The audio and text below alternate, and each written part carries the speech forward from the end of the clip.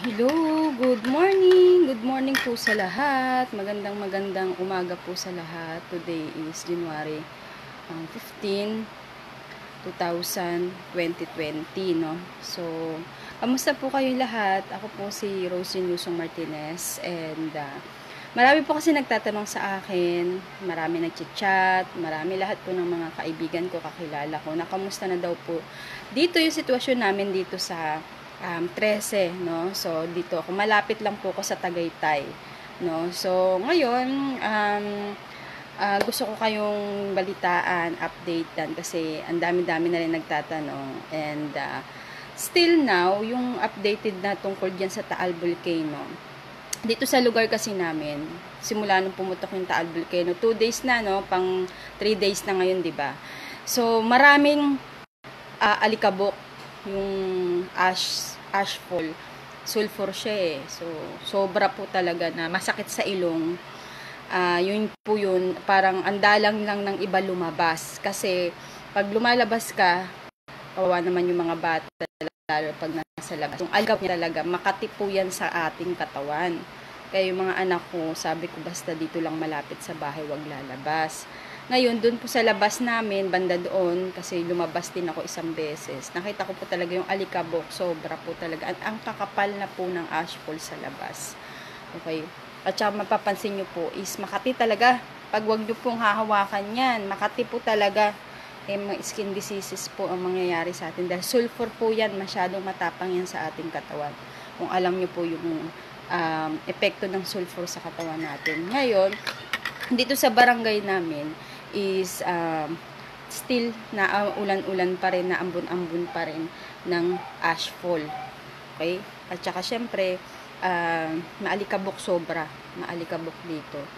And much better na lang mag-stay sa bahay. Tsaka linis-linis po. Maglinis-linis tayo dito sa paligid natin.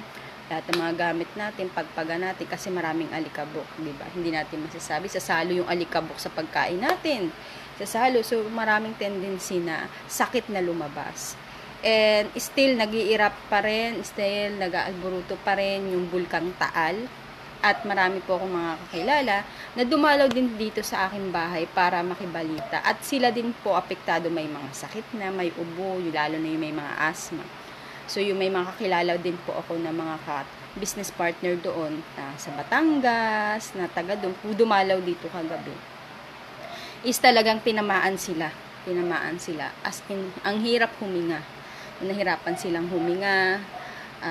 Talagang nilagnat sila dahil inabutan sila nung biglang nag-explosion. Nag-eruption yung volcano, yung lava niya. And dito naman sa mga kapitbahay ko, no, so medyo wala masyadong isda na tinda. Kasi nga, dun sa lawa ng Taal, yung lake na yan, parting dyan kumukuha kasi ng mga isda, binibenta banda dito sa amin. So, halos wala talaga ngayong isda. Dahil po, patay ang lahat ng isda doon sa lawa, dahil yung lawa, doon tumapon yung mga laba. So, yun yung parang nakakasad na isipin na talagang ang laki po ng naging epekto niya. Itong Taal Volcano pala is malaki pala siya. Mukha isa bunga nga lang siya, nakalitaw. So parang ang liit lang, pero sa ilalim pala niyan, yun ang pinaka-bulkan niya. Nakita ko dun sa drawing niya talaga na naka-post. Is malaki pala siya, nasa ilalim pala siya talaga ng lawa. So delikado po. And nung nakaraan, nagkaroon po ng lindol 3 a.m. So, hindi ko naramdaman banda dito, pero maraming nakaramdam banda doon, parte lalo na sa mga Batangas, yung mga malalapit talagang lugar. Diba? At sa lahat po, kahit sa Metro Manila, nakarating na yung ashfall na hindi talaga maganda sa ating paghinga yan, lalo na pag nasinghot natin yan sa katawan. So, mag-iingat po tayo. Ngayon, ang updated dito sa lugar namin is still, meron pa rin ashfall still sa hangin. Yan, ingat na ingat magsampay ng damit kasi pag yung damit mo madudumihan din, 'di ba? So tago-tago muna pag yung damit na isasampay, maglalaba. And marami din po mga akong kakilala na talagang asthmatic, no? So, sobrang dami ngayon yung nagkaroon ng sakit, lalo na may mga asthma, nahihirapan silang huminga, no? Kaya na-advise talaga na magkaroon ng mask. Okay, bakit kailangan ng mask? Kasi para hindi mo masinghot, pero kailangan naka-cover talaga siya ng ganyan. Matigas dito, banda dito. Okay, banda dito. And cover talaga yan. Okay, tapos, pag halimbawa na naglanding yung mga ganong klase, so, paglalo na sa labas, ako paglabas ko lang, ang katin na agad kasi madalas ako nakaganito lang. So, panyo na yung tuwalya, yan, basain nyo, maligamgam. So, yun yung ipampunas nyo lagi sa katawan. Tuwalya. Tsaka sa mukha, very important sa mukha. Ayan. Kaya, mayat maya ang hilamos ko, mayat maya yung ano ko, siguro ang ligo ko, halos 4 na beses na ang ligo. Kasi makati po, promise, makati po talaga sa katawan. At ayoko din magkaroon ng skin diseases. So, alam naman po natin na talagang biglaan lang din yung nangyari. Tapos may mga lindol na parating. So, yung klase po sa all levels, wala pong pasok. Nung Monday pa, walang pasok. Kasi, is hindi po maganda talaga yung ashfall. Lalo sa mga kabataang estudyante. Kaya po yun, ganun. Okay? Kaya, Brian, Jandilio, and Bantula, and Madel Biloria, kamusta kayo dyan? And Janice, Gamba, at salamat sa panunood, Jesse Martinez, and Boyet Antonio Di Guzman, is dapat kailangan natin ng good health sa katawan. So, ngayon, ang papayo ko lang dyan sa good health na yan is drink barley. Okay, bakit barley? So, ako, I take na ngayong umaga kasi kailangan ko ng mas tumatag or mas lumakas ang aking katawan. Yung panlaban po natin dyan is yung barley. Ayan. Umiinom ako ngayon ng good shape. Ayan. So, good shape. Ayan. Tapos ubo, sipon, lagnat. Epekto po yan ng ashfall dyan. Yung malalanghap natin sulfur. Ayan. So, ingat-ingat po mga kababayan. At dito, lagi ako naglilinis sa labas, buhos ng tubig para bumaba yung tubig pababa. Ang tendency naman, marami ang gusto daw umulan. So, kung uulan, is, actually, para sa aking opinion, is mas lalong delikado siguro kung uulan. Kasi, pag nalinis, or umulan, puputik. Tapos yung amoy ng sulfur ng ashfall, mabaho. Parang, ano po siya alam mo yung goma na nasusunog, ganun po siya kabaho. So, masakit po sa bagay yung mga respiratory system. So, mahirap po, lalo na yung mga buntis, lalo po yung mga may asthmatic, no? So, mahirap talaga para sa kanila. Kaya, better na lang sa isang lugar ka na talagang yung paligid mo is doon safe ka, di ba? Sa labas po talaga, naku, napaka risky ngayon. Kahit yung mga kids ko, sabihan ko na wag lalayo or dito lang banda sa harapan ng bahay kasi Makati nga yung nagbabagsakan pa, may ashfall pa rin po hanggang ngayon. Kaya nga walang paso. And yun, kailangan nating labanan. Kailangan nating labanan yung ating ganong klase ng pangyayari. So, kailangan good health tayo. Kailangan yung healthy natin, ingatan natin. Kaya, isinasuggest ko po na barley. Papakita ko sa inyo kung ano yung sinasabi kong barley. Okay? So, yung barley, yun yung makakatulong sa atin. Kasi, sa pamamagitan ng barley na to, is makakapagbigay sa atin ng immune system natin. Diba? Barley. Kasi ako, I take din ang capsule.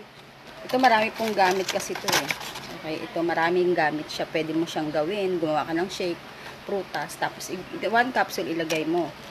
Pwede. Basta may barley. Okay, so ano kagandahan ng barley? Dahil ang barley po is isa sa mga mabisang herbal medicine talaga sa atin. Since then pa, barley ang ginagamit ko.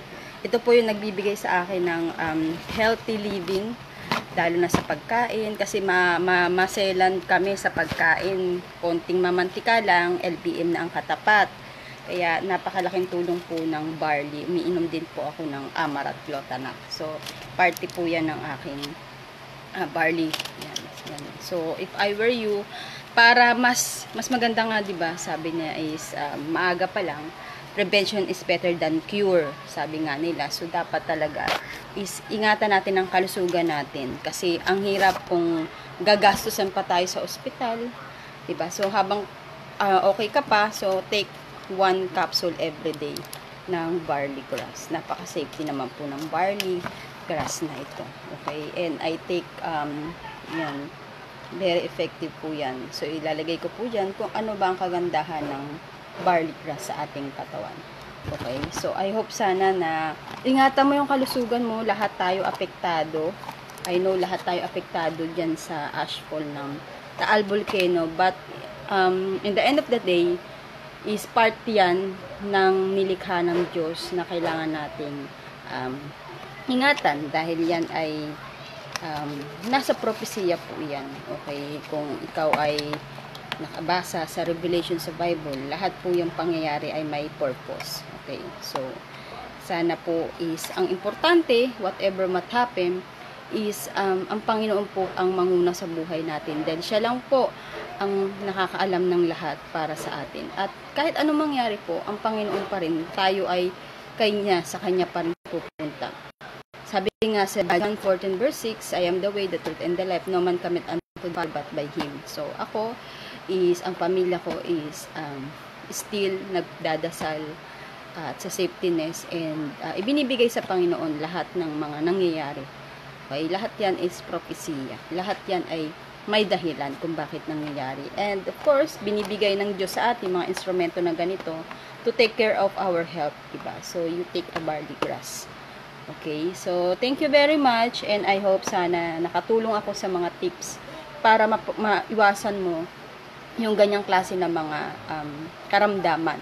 Okay, lalo na ngayon na ashfall sa Taal Volcano nangyayari. So, okay pa naman kami, kaso lang, ang nangyayari dito is marami pong ashfall na umabagsak dito. And of course, ingat pa rin kami. And of course, may panlaban ako, barley grass. Okay, nainom po ako lagi ng barley. Okay, so I hope na sana nakatulong ako. And yung towel na maligamgam, laging ipupuna sa mukha, sa katawan, para lagi pong nalilinisin ang katawan nyo or maligo po kayo. Okay, so, and stay at home to be safety. Stay at home. And ingatan nyo din yung iinumin nyo. Yan, pag nahaluan nyo ng sulfur, masakit sa tiyan.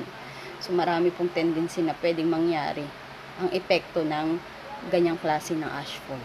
Okay, so that's it for now. Thank you very much. Sana sa mga makakapanood ng aking live, comment #live and #replay. Kung replay mo itong napapanood, and pakishare mo naman itong live video ko sa iba para naman is mabigyan din natin sila ng information. Okay, so napakadelikado po ng ashfall and one of my advices is a barley, one of the weapon na pwede natin gamitin para sa hindi tayo magkakasakit. Okay, so that's it for now and I take my breakfast. Yan, napakasarap ng good shape. Yan. Thank you very much and good morning to everyone. Bye.